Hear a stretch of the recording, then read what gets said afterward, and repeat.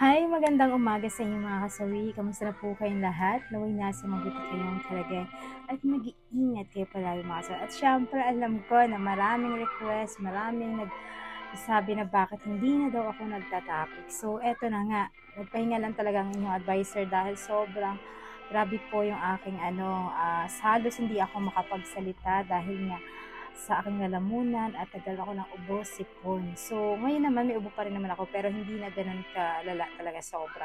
So, sisingit natin na magkakaroon tayo ng topic dahil alam ko na na-miss na nila na magkaroon tayo ng topic mga kaso. At alam ko na maraming naghihintay sa topic natin mga kaso. At syempre, eto na magbibigay na tayo.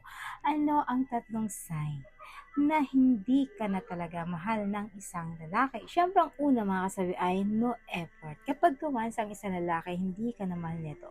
Hindi nagagawa ng mga bagay na talagang makakapagpasaya sa'yo, hindi niya na ito gagawin. Kasi dahil wala na siyang panahon para sa'yo, para pa maramdaman mo na talagang unti-unti na siyang nagbabago. Alam mo yung pakiramdam na kung dati sobrang mahal ka ng isang lalaki, lahat gagawin niya para lang mapasaya ka. Pero kapag ka ang isang lalaki hindi ka na mahal, ipaparamdam niya din sa'yo kung gaano ka kawalan sa buhay niya. Ipaparamdam niya din sa'yo na talagang wala na siyang ka-effort para maging masaya ka sa mga panahon na talagang napaka-importante para sa iyo ay hindi niya ito matatandaan. Hindi ka na rin niya magagawang i-surprise pa mga kasabi dahil wala na siyang pagmamahal talaga sa iyo. Kaya kapag ganito ang pinaramdam sa iyo ng isang lalaki, isa lang yan sa mga sign na talagang hindi ka na mahal na isang lalaki mga kasabi. Ayan lang po yung ating una na sign. Ang pangalawa mga kasawi is no time. Bakit nga ba ang isang lalaki kapag hindi ka na mahal nito? Alam niyo ba halos ayaw ka nang makasama. Wala itong panahon para samahan ka sa mga bagay na napaka-importante sa buhay mo. Kung dati na sobrang mahal ka pa niya, naandyan siya palagi para sa'yo, sasamahan ka niya sa lahat ng oras, nag-update siya sa'yo kung ano yung mga bagay na gusto niyang mangyari ay gagawin niya para sa iyo mga kasawi. At higit sa lahat, andun yung nagkakaroon kayo ng banding, ibibigay niya yung oras niya para sa iyo. Kahit na para sa sarili niya ay wala na siyang matira. Pero kapag hindi ka na mahal ng isang lalaki, wala ka nang mararamdamang oras para sa kanya. Lahat na lang ay napaka-busy na niya. Ang dami niyang dahilan para hindi siya makarating sa inyong sa inyong mga tagpuan, sa inyong mga lakad, ayan. Kapag once tinanong mo naman siya, sasabihin niya sa iyo ay ang dami niya ng rason, ang dami niya ng pasikot-sikot, hindi niya lang madiretsa sa iyo na sasabihin. Alam na lang niya na maging guilty talaga siya mga kasawi. Pero end of the day, talagang gagawin ito ng isang lalaki sa iyo na talagang wala na siyang oras para sa iyo mga kasawi. Ayan lang po yung ating pangalawa na sign.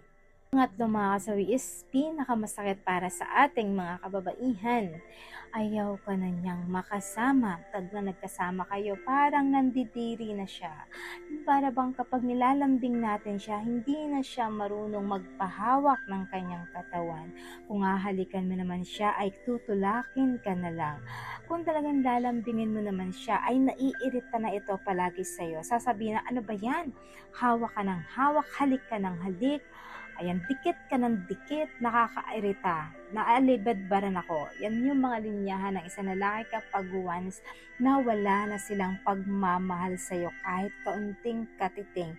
Kagagawin na nila ay ipaparamdam nila yung inis, yung galit sa'yo kapag once na magkasama kayo mga kasi para maramdaman mo, mapil mo na talagang wala ka ng halaga para sa kanya, para ikaw na mismo yung gumib up sa inyong dalawa, para hindi siya magmumukhang guilty para sa kanya, para mas mabilis mo na siyang bitawan kapag naramdaman mo.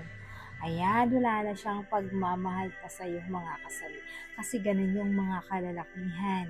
Talagang kapalan ng muka kapag hindi ka talaga nila mahal, ipapakita nila yan, ipaparamdam nila yan. Kahit marami pang tao, sasabihin at sasabihin nila yan na naiinis sila, naiirita sila sa'yo at talagang sasabihin nila sa'yo na naiinis na siyang kasama ka. So yan lang po mga kasawi yung ating pangatlo na sign.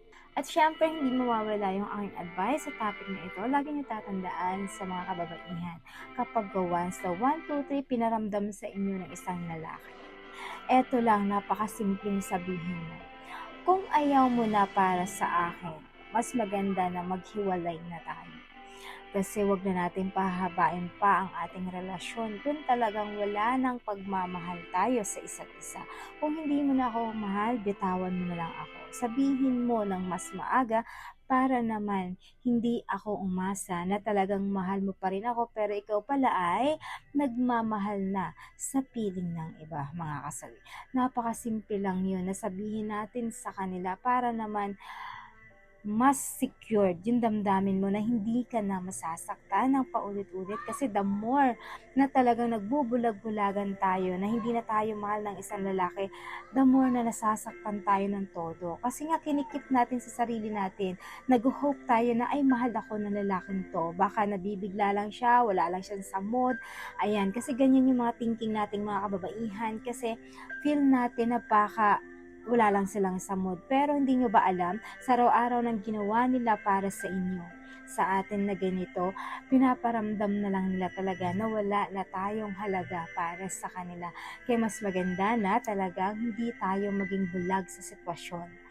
Kahit na mahal pa natin yung isang lalaki, mas magandang bitawan natin sila para sa ganon ay talagang maramdaman natin na pinapalaya na natin yung sarili natin sa sakit kahit gaano natin kamahal ang isang lalaki. Mas maganda, mas masarap sa pakiramdam na palayain natin sila. Kasi darating ang panahon, lahat ng sakit natin ay maghihilom din ito. At least wala ka ng sakit na mararamdaman ka.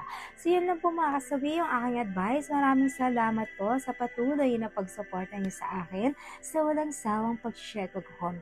So mga hindi pa po nakapag-subscribe, pwede na kayo mag-subscribe, pwede na rin kayo mag-follow para updated kayo sa topic ko araw-araw. Magandang umaga mga kasabi. Mahal kayo ng inyong advisor. Bye!